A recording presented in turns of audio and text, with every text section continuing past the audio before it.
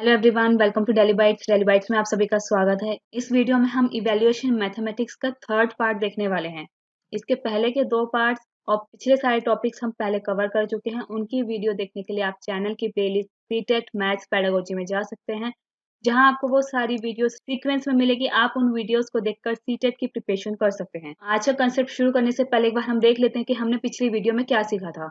उसमें हमने बेसिकली जाना था कि कौन कौन से टूल्स और टेक्निक्स है जिनका यूज करके हम बच्चों का परफॉर्मेंस या उनकी एक्टिविटीज इवेल्युएट करते हैं।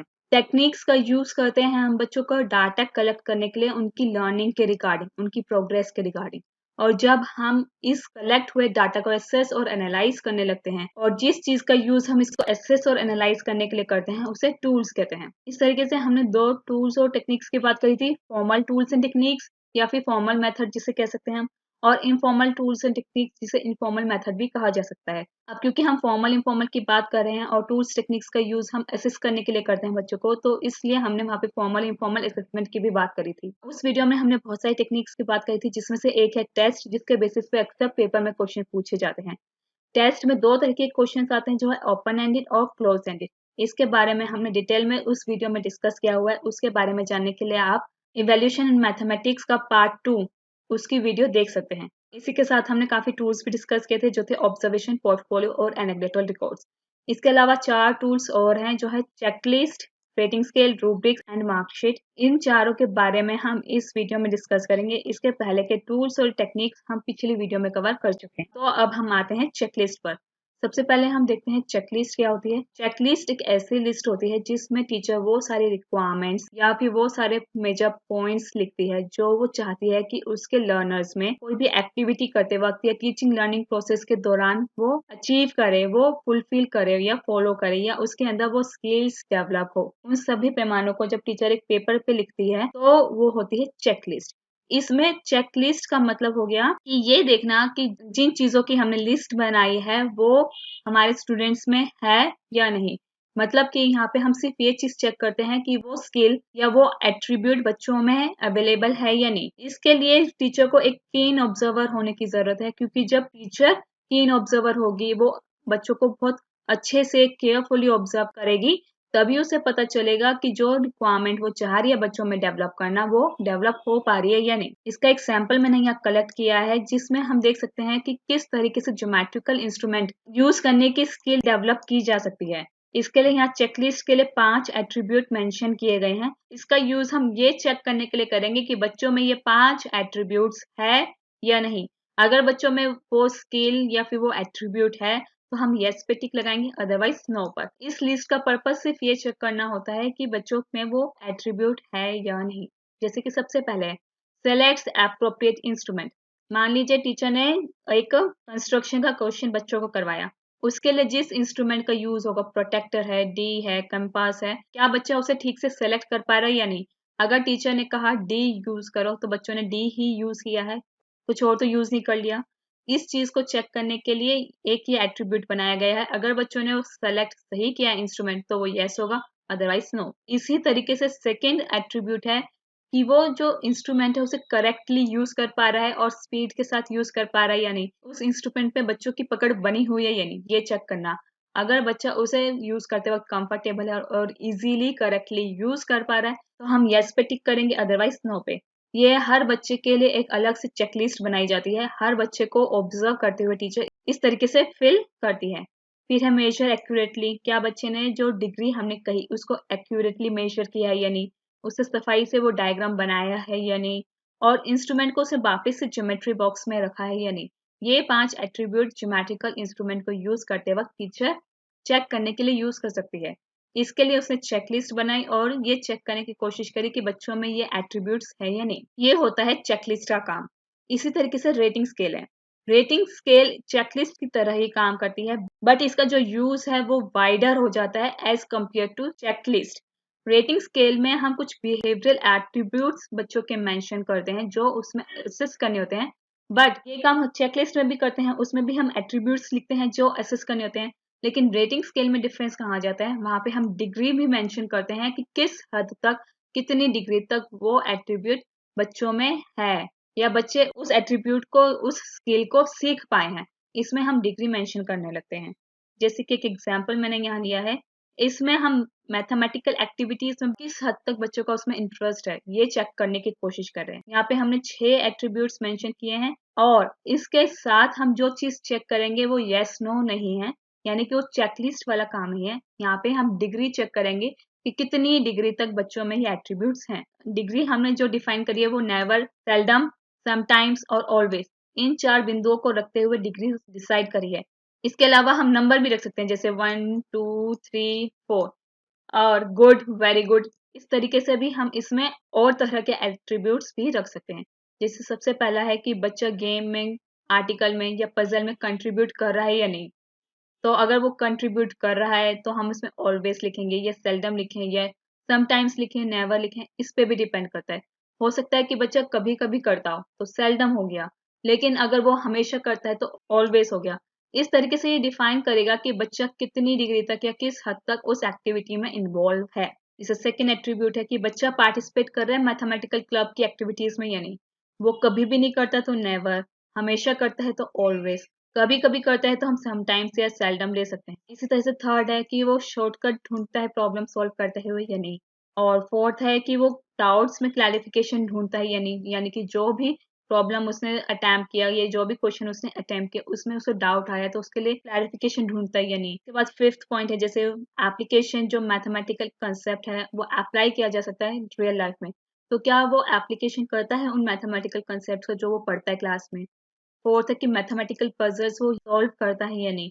इस तरीके से हम रेटिंग स्केल डिफाइन कर सकते हैं और उसके साथ हम डिग्री भी लिख सकते हैं कि किस हद तक या कितनी डिग्री तक बच्चे में ये एट्रीब्यूट या ये स्किल है और डेवलप हो रही है। ये टॉपिक इवैल्यूएशन इन मैथमेटिक्स बहुत इंपॉर्टेंट है क्योंकि इसके 2 से 3 क्वेश्चन पेपर में आते हैं। इस टॉपिक के क्वेश्चंस की प्रैक्टिस करने के लिए आप हमारी ऑफिशियल वेबसाइट www.dailybytes.in पर जा सकते हैं, जहां आपको सीटेट के प्रीवियस पेपर, मॉक टेस्ट और सैम्पल पेपर्स मिलेंगे।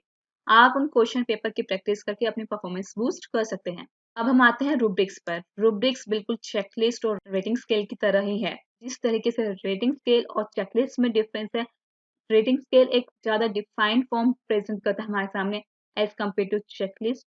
उसी तरीके से रूब्रिक्स भी चेकलिस्ट और रेटिंग स्केल से ज्यादा डिफाइन और ऑब्जेक्टिवली बच्चों की परफॉर्मेंस को जज करने में, असेस करने में हेल्प करता है। रूब्रिक्स भी एक चेकलिस्ट और रेटिंग स्केल की तरह एक असेसमेंट टूल है, जिसमें बच्चों के अचीवमेंट क्राइटेरिया इंडिकेट किए जाते हैं, मेंशन किए जाते हैं, और उसमें वो सारे कंपोनेंट्स जो हम बच्चों के अंदर डेवलप करना चाह रहे हैं या उनकी स्किल डेवलप करना चाह रहे हैं, चाहे वो किसी भी एक्टिविटी में हो, वो सारे कंपोनेंट्स इसमें मेंशन किए जाते हैं। और इसका यूज हम बच्चों के असाइनमेंट्स, क्लास पार्टिसिपेशन और कोई भी एक्टिविटी जो मैथ्स की क्लास में करवाई जाती है उनको मार्क करने या ग्रेड करने में यूज कर सकते हैं।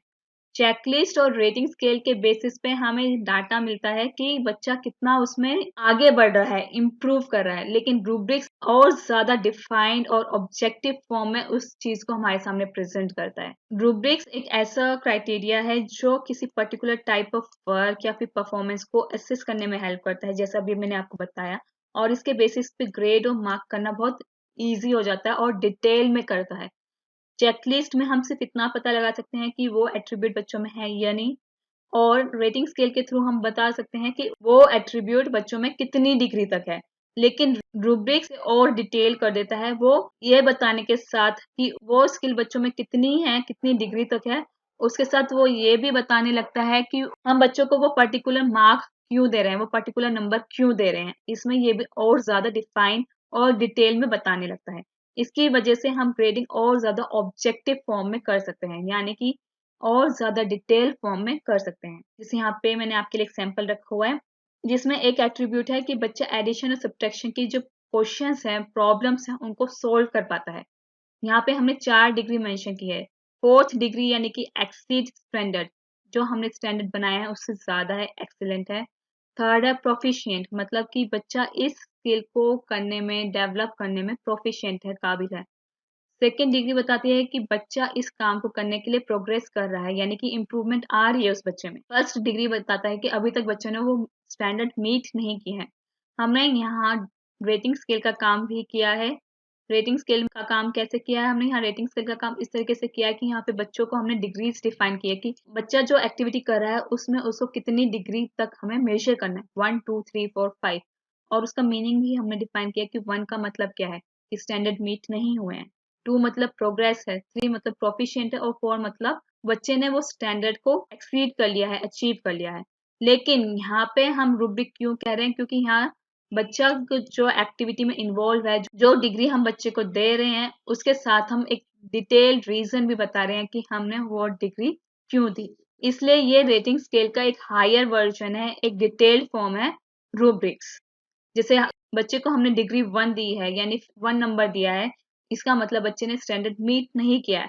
तो हमने क्या चीज देखी जिससे हमें पता चला कि बच्चे ने स्टैंडर्ड मीट नहीं किया है? बच्चा एडिशन और सब्ट्रैक्शन के क्वेश्चन सॉल्व करने में स्ट्रगल कर रहा था, मेहनत कर रहा था, मतलब कि उसको बहुत ज्यादा एफर्ट्स लगाने पड़े थे उस क्वेश्चन को सॉल्व करने के लिए। इसलिए हमने देखा कि बच्चे ने अभी तक स्टैंडर्ड मीट नहीं किए हैं।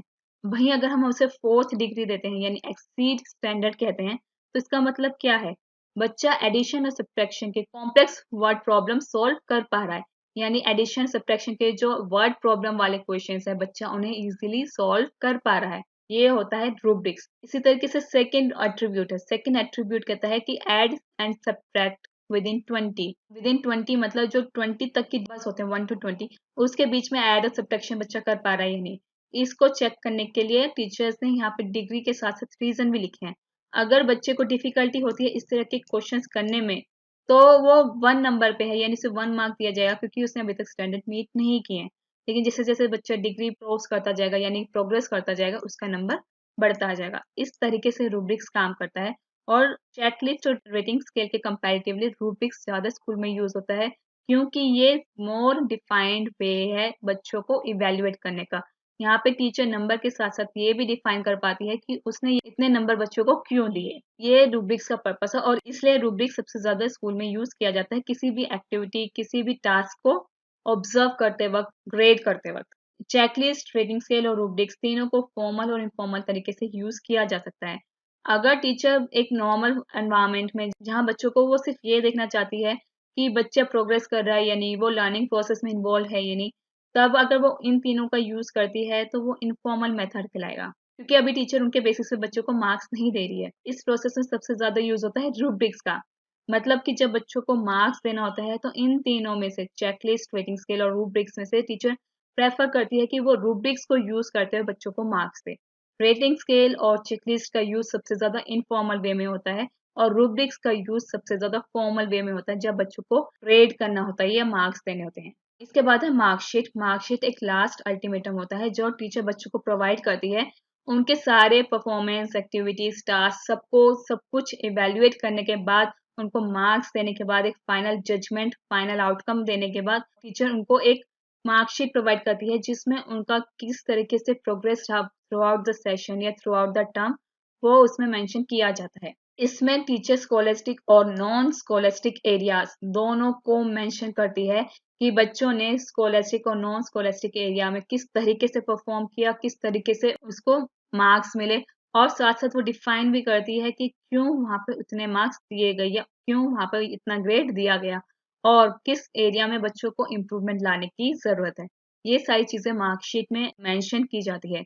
अब क्योंकि एक फाइनल आउटकम मार्कशीट हमें शो करती है, तो ऑब्वियस है कि ये एक फॉर्मल वे है या फॉर्मल मेथड है बच्चों को इवेल्युएट करने का। इसके बाद बच्चों को स्कोप नहीं दिया जाता कि वो किसी भी तरीके से किसी भी एक्टिविटी में इम्प्रूवमेंट ला सके। इसलिए मार्कशीट एक फॉर्मल मेथड या फॉर्मल वे ही है बच्चों को एसेस और इवेल्युएट करने का। इससे पहले के जितने हमने टूल्स देखे थे, टेक्निक्स देखी थी, उन सबको फॉर्मल इनफॉर्मल में हम डिवाइड कर सकते हैं उनके पर्पस के अकॉर्डिंग। लेकिन मार्कशीट सिर्फ और सिर्फ फॉर्मल मेथड में ही आती है, जब बच्चों को लास्ट में अल्टीमेट वे में टीचर बच्चों को इवेल्युएट करती है। इस तरीके से मार्कशीट का यूज होता है। और बाकी सारे जो टूल्स हमने देखे थे, चेकलिस्ट, रेटिंग स्केल और रूब्रिक्स, और उससे पहले वाली वीडियो में पोर्टफोलियो, ऑब्जर्वेशन, ये सारे फॉर्मल इनफॉर्मल दोनों में आ सकते हैं। अब तक के लिए इतना ही दोस्तों। बने रहिए हमारे साथ व्हाट्सएप, फेसबुक, इंस्टाग्राम, टेलीग्राम पे।